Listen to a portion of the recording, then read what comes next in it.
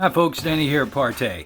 So just a quick follow-up to the review. I figured I'd give it a couple of days, see what kind of information, what kind of stuff came out, and then we would address a couple of other items. What you see right here is just me doing some meter checks in the room, getting prepared. I covered up the projector there so that we can measure up here near the panel. I've got the panel actually taped to a screen, to one of my screens. I'm just giving you the lux count at the screen. We'll show you some more information here in just a second. You'll notice that we have the lights. You can see the reflection of one of the lights right there. But we have the lights fully on. Have all of our windows. We're going to show that in just a second. We have all of our windows open, but there's the panel there in the middle of the screen. Now, I'm going to show you something or tell you something here that's actually quite funny so you'll understand the screen that you're looking at, the big one. I've been testing. I'd mentioned that we were coming out with Lambertian screens. You'll notice no awnings or anything like that on the windows. But we're testing Lambertian screens. So what that is right there is Vega Plus, a Lambertian style screen. Now, what I mean by that is that this is going to be a lower gain screen. It's a 0.8 to 0.85 Lambertian style screen so that you get the even wash of your projector light across the screen. But now a Lambertian screen's never going to hold up to the same level of light that a specular screen will. Not unless it has some sort of microstructures, and even then it gets to be a bit tough because they're generally sawtooth in nature, which means any side angle light. It's really great for upper light like ceiling light, but any side angle or front facing light's just going to annihilate the screen, if it gets built up too big. And you can see that's what's happening here. The funny part of the story is that the Vega Plus demonstration that you saw from Silent Wake, I had originally sent him the wrong product. I had mixed a batch of the Vega Plus Lambertian, and it was just labeled Vega Plus. It was in a different place. It was down in my red building down there, but was brought up accidentally as Vega Plus. So I poured his out of that batch and sent it to him, and then had to call him and say, hey, don't do that. Please don't roll that screen because it's the wrong thing.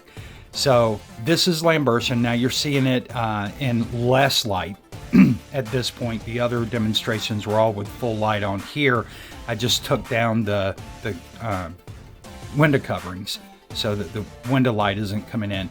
And you can see it holds up better. It's actually brighter in the camera, the Black Widow is, than what it actually looks like to the eye. But you can see just how dark it makes everything.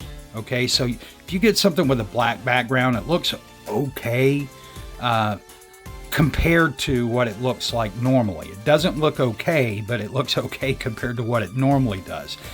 But by comparison, you can see that this Lambertian gray screen is annihilating this Black Widow stuff, just tearing it apart. It just can't compete. Look at that. Look on the building. You can see how dark that yellow light is. Everything just becomes super dim and super dark. So just not a good option. I don't see this as being a good option for anyone, especially in light of the fact that this can be recreated for about $9 to $12 worth of black flat paint, mixing it with water. This particular panel, I did some analysis on it afterwards, and it is loaded with mica. If you take the paper towel, wet paper towel, and wipe the surface, black paint still comes off, and underneath that you can just see this massive layer of mica. And that's all that's happening here is he's dropped the acetone amount down, okay? Which does not make it 100% water-based, by the way. But he's taken the acetone level down and just added a crap ton more mica. So you get a little more lift and brightness from the Phantom product he had, but Not much. I mean, it's extremely subtle. You'll notice it if you put them side by side, but if you step back far enough, it really doesn't even make much of a difference. And you can see compared to a real screen, just how much you're not getting. I mean, the water, blue water here is black.